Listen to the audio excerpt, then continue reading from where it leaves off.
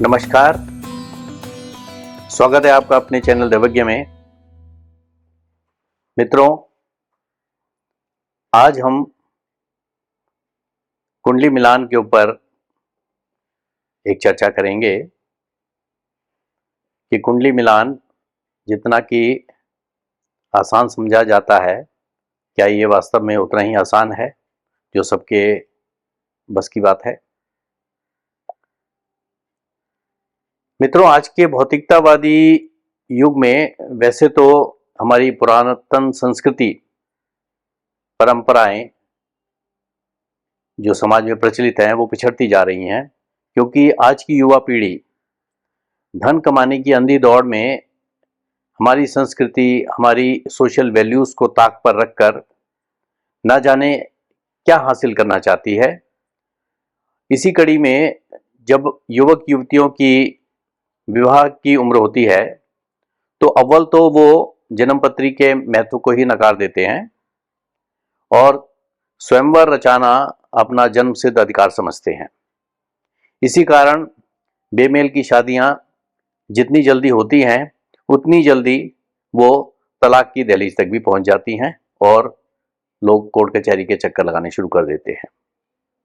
और यदि माता पिता के जोर देने पर कुंडली मिलान को राजी भी हो जाएं तो कुंडली मिलाने का कार्य वो कंप्यूटर की मदद से स्वयं करने का प्रयास करते हैं और नतीजा वही, फिर बेमेल जोड़ी, गृहस्थ जीवन में कड़वाहट और डिवोर्स। कुंडली मिलान कोई हंसी खेल नहीं है, इसके पीछे एक ज्योतिषी की बरसों की मेहनत और तजुर्बा छुपा होता है और फिर भी चूक होने की संभावना होती है। तो आज हम कुछ ऐसे फैक्टर्स पर फोकस करेंगे जिन्हें मेलापक के दौरान एक ज्योतिषी को अवश्य ध्यान में रखना चाहिए। जैसे कि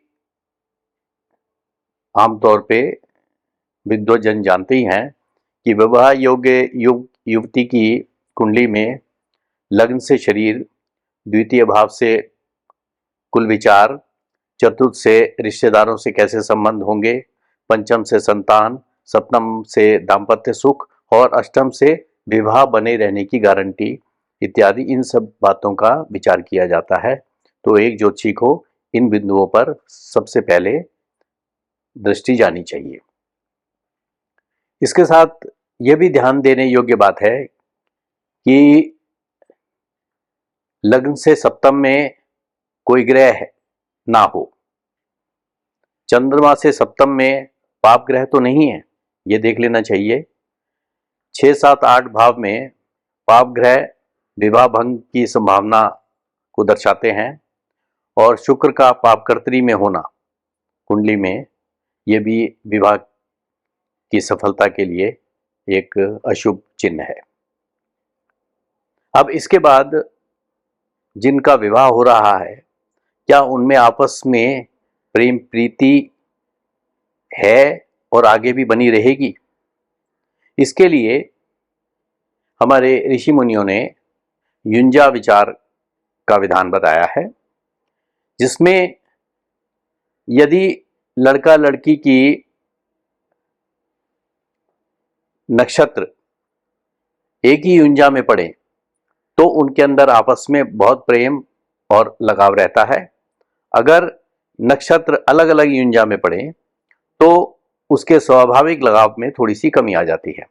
लेकिन यदि लड़का लड़की की कुंडली में नाड़ी दोष विद्यमान है तो युंजा चाहे कितनी भी अच्छी मिल रही हो लेकिन वो निष्फल हो जाती है।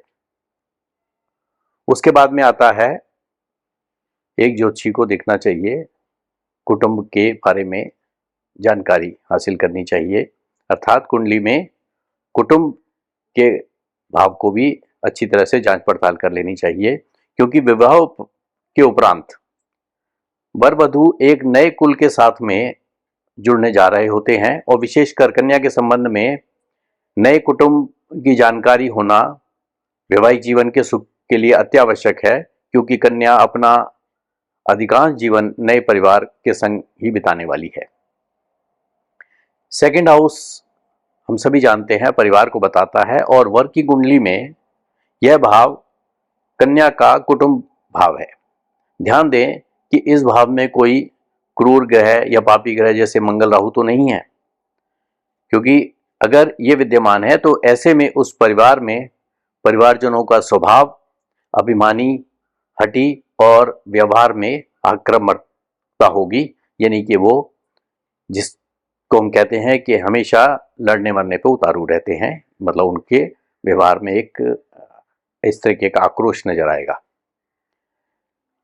अब इसके बाद कन्या ने जिसके साथ विवाह करना है उस जातक का स्वभाव, उसका शील विचार ये भी कर लेना चाहिए। और इसके लिए चंद्रमा, लग्न और सूर्य की त्रिशांश में स्थिति से पता चलता है। यदि ये तीनों बली हैं और शुभ स्थिति में हैं तो जातक सभ्य और सुशील आचरण वाला होगा। त्रिकोण भाव में यानी कि लग्न, पंचम और नवम भाव में और आय और लाभ यानी कि दूसरा और 11वां भाव, इनसे आर्थिक स्थिति की जानकारी मिलती है। इसको भी एक ज्योतिषी को जांच परख कर लेनी चाहिए। अब इसके बाद ये सवाल आता है कि गुण मिलान में चंद्रमा की क्या भूमिका है, अर्थात चंद्रमा से ही गुण मिलान क्यों किया जाता है।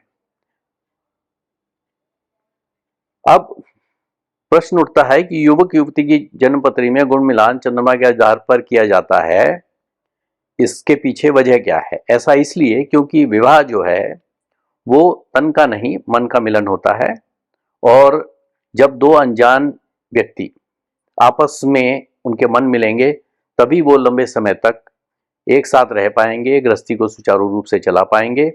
और ज्योतिष में मन का कारक चंद्रमा को कहा गया है, इसलिए गुण मिलान चंद्रमा से करना ही शास्त्र सम्मत माना गया है।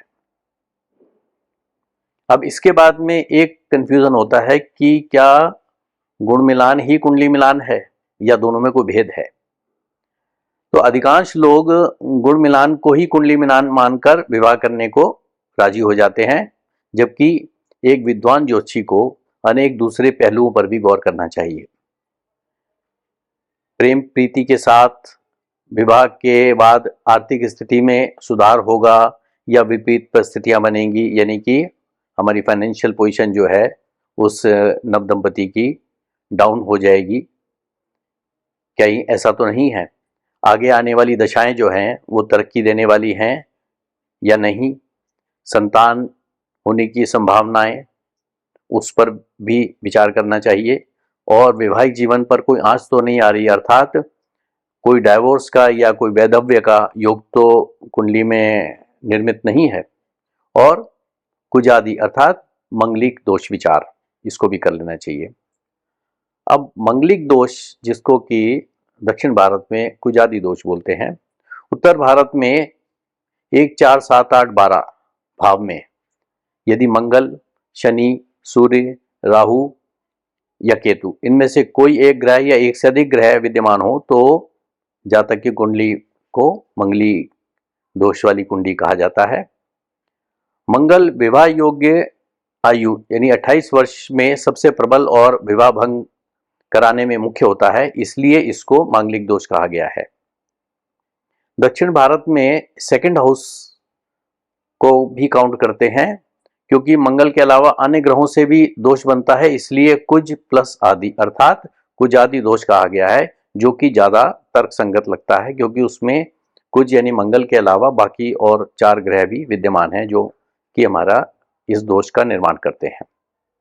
अब सेकंड हाउस में जो साउथ के दक्षिण भारत के लोग हैं वो इसको कंसिडर क्यों करते हैं, वो इसलिए क्योंकि सेकंड भाव अगर पाप प्रभाव में होगा तो सभ्य भाषा के प्रयोग और धन के कुशल प्रबंधन में विघ्न पैदा करता है।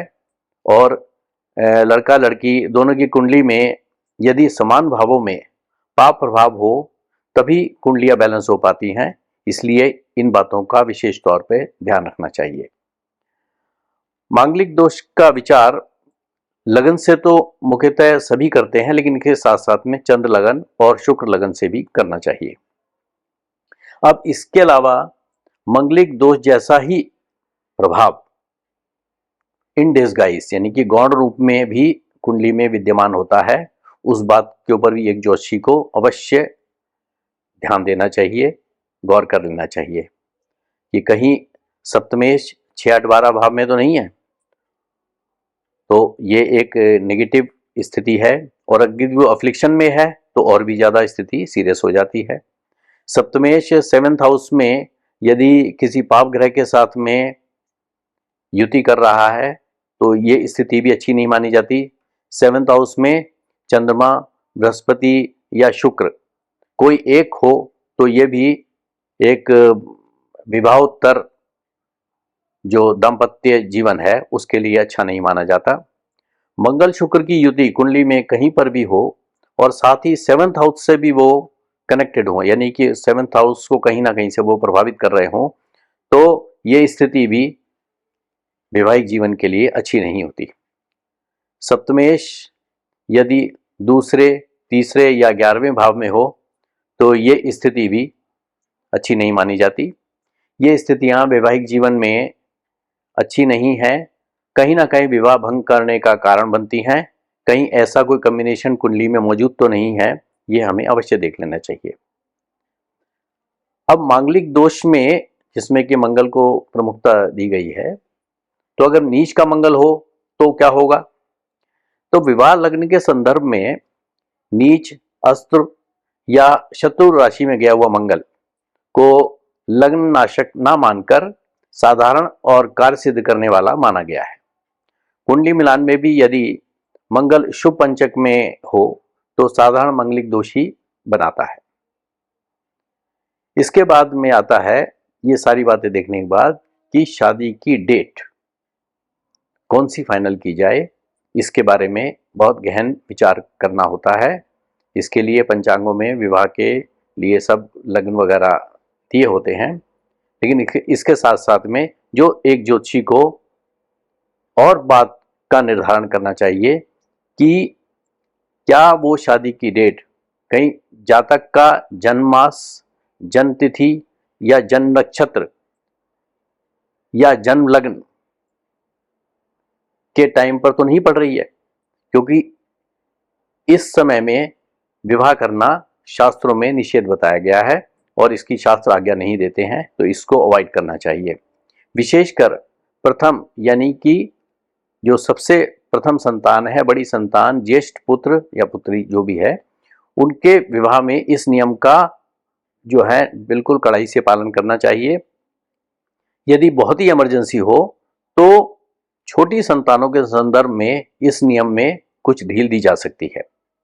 यहाँ मास तिथि से तात्पर्य है भारतीय चंद्रमास और तिथि से है, अंग्रेजी तिथि से नहीं है, तो इसमें कोई कंफ्यूजन की गुंजाइश नहीं है, इसका ध्यान हमें रखना है।